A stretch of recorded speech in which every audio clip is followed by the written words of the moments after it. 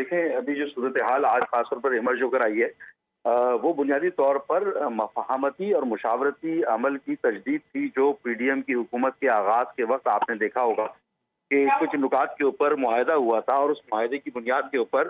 M Q M Pakistan کا P D M کے ساتھ جو اتحاد ہوا اور اس میں کراچی پیکج کی بات کی، ری سینسس کی بات کر رہے تھے، یونیورسٹی کے قیام کی بات کر رہے تھے اور دیگر جو ہمارے جو لیگل دفاتر ہیں ان کو کھولنے کی بات کر رہے تھے. تو یہ بنیادی طور پر مفاہمتی اور مشاورتی عمل کی تجدید تھی اور خاص طور پر موجودہ صورتحال جو کہ اکنامک کرائسس سے ریلیٹڈ ہو یا ملک کی سلامتی کے معاملات کے حوالے سے ہو، تو ہم سمجھتے ہیں کہ ایسی صورتحال میں جو پاکستان کے سیاسی منظرنامے میں سب سے ایکسپیرینسڈ جن کو ہٹنے کا بھی تجربہ ہے، ہٹائے جانے کا بھی تجربہ ہے اور اقتدار میں آنے کا بھی تجربہ ہے اور اکنامک کرائسس کو فیس کرنے کا بھی تجربہ ہے، تو ہم نے بہتر سمجھا کہ مل کر پاکستان کو آگے لینے کی چلانے کی بات بھی کریں اور نہ صرف اربن ایریاز سندھ کے بلکہ پورے پاکستان کے دیگر حصوں کے حوالے سے بھی ہم گفتگو کریں. بالکل ٹھیک ہے. یہ ایم کیو ایم اور جی ڈی اے بھی اتحاد کرنے کا ارادہ رکھتی ہے، تو کیا اس سے ٹف ٹائم پاکستان پیپلز پارٹی کو ملے گا؟ سندھ میں یہ اسٹریٹجی ہے P M L N M Q M کی اور جی ڈی اے اگر ساتھ مل جاتی ہے کہ پی پی کو ٹف ٹائم دیا جائے. دیکھیں ہمارا پرائم موٹو تو یہ ہے کہ ملک کی موجودہ صورتحال میں مفاہمتی عمل کو پروان چڑھایا جائے. اب اس مفاہمتی عمل سے یقیناً وہ ایسی پولیٹیکل پارٹیز کے جن کے عمل اور جن کی پالیسیز کی وجہ سے کسی نہ کسی صورت میں پاکستان کی ترقی یا سلامتی کو نقصان پہنچتا رہا ہے، چاہے وہ حقوق کی غیر منصفانہ تقسیم سے ریلیٹڈ ہو، چاہے وہ کسی آئین کی پاسداری یا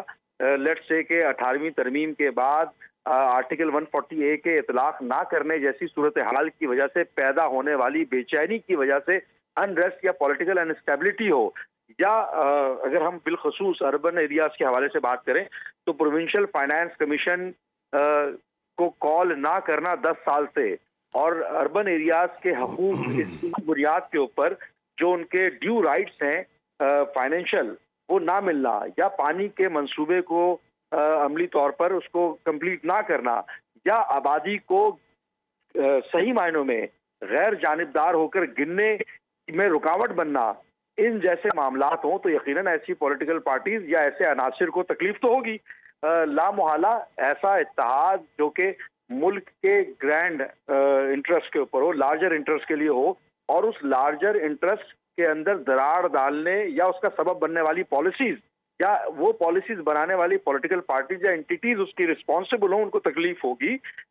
تو ہم سمجھتے ہیں کہ اگر ویسے تو تمام پولیٹیکل پارٹیز کو آئین کی پاسداری کرنی چاہیے اور ایسی صورتحال میں ملک کے لارجر انٹرسٹ کے اوپر فوکس کرنا چاہیے اور وہ تمام جس روش کو اختیار کر کے اپنی پولیٹیکل مائلیج کے چکر میں چاہے وہ آبادی کو کسی بھی جگہ کی آبادی کو نہ گننے کا جواز پیدا کرنا، ایڈمنسٹریٹو کنٹرول اپنے ہاتھ میں رکھنا یا لوگوں کو حقوق کی غیر منصفانہ تقسیم کے معاملات ہوں تو ان کو اپنی روش کو بدلنا چاہیے. اگر آپ غیر جانبدار اور بے لاگ تجزیے اور تبصرے میں دلچسپی رکھتے ہیں تو ابھی سنو نیوز کا یوٹیوب چینل سبسکرائب کریں اور بیل آئیکن پر کلک کریں.